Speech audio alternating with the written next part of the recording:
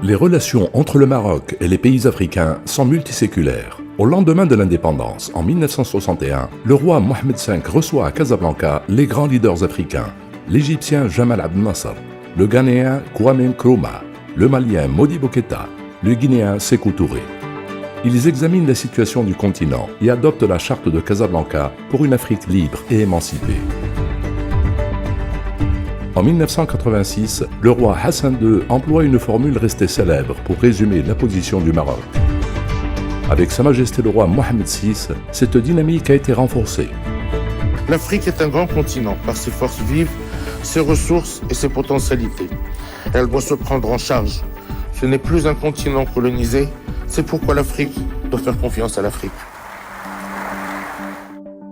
Sa Majesté le roi Mohamed VI a fait de la coopération Sud-Sud un des piliers de la politique étrangère du Maroc où l'Afrique est une priorité. Il a effectué plus de 50 visites dans une trentaine de pays africains. Plus d'1 millier d'accords ont été signés depuis 1999. Au Maroc, des dizaines de milliers de ressortissants subsahariens ont vu leur situation régularisée ces dernières années. L'engagement de Sa Majesté le Roi pour le développement durable de l'Afrique a permis le lancement de grands projets structurants. Aménagement de la baie de Cocody en Côte d'Ivoire, complexe de production d'engrais en Éthiopie et au Nigeria, gazoduc entre le Nigeria et le Maroc. Cette dynamique africaine a permis au Maroc de renforcer sa place dans les institutions africaines et s'est traduite en janvier 2017 par son retour au sein de l'Union africaine.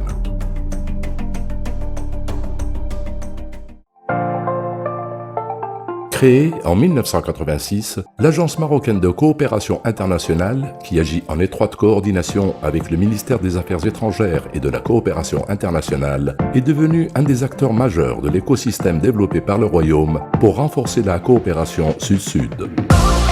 L'agence a une double vocation, la promotion du capital humain et l'appui aux projets de développement durable.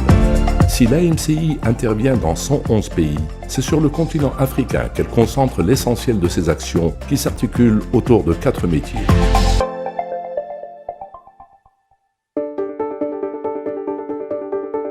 Notre action s'est particulièrement attachée à la question de la formation, qui est au cœur de notre coopération avec les pays frères. Ainsi, des ressortissants africains ont pu poursuivre leur formation supérieure au Maroc grâce aux milliers de bourses qui leur ont été accordées.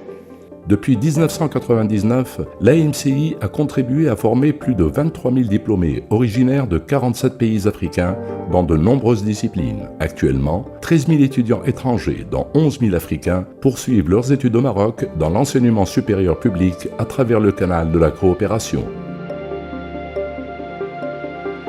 Les actions de formation concernent aussi les professionnels du secteur public. Plus de 4 300 fonctionnaires de 42 pays africains ont déjà bénéficié des formations dispensées par les partenaires de l'AMCI depuis 1999. Chaque année, l'agence permet à plusieurs centaines de cadres africains de venir au Maroc pour suivre des sessions de formation continue et elle envoie des experts dans les pays partenaires pour des missions d'assistance technique.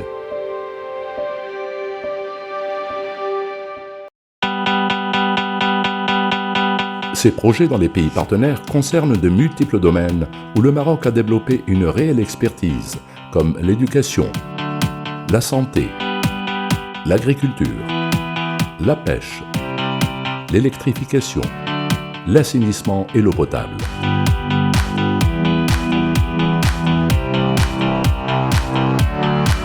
L'AMCI intervient dans le domaine humanitaire lorsque le Maroc participe à des opérations dans des pays touchés par des situations d'urgence. Elle coordonne les envois de dons alimentaires, médicaux et logistiques. أما بالنسبة لنا فإفريقيا هي المستقبل والمستقبل يبدأ من اليوم. Pour contribuer à concrétiser cette vision royale et pour répondre aux enjeux du XXIe siècle, l'Agence marocaine de coopération internationale s'engage à contribuer à renforcer davantage le positionnement du Maroc dans la coopération Sud-Sud au service de l'Afrique.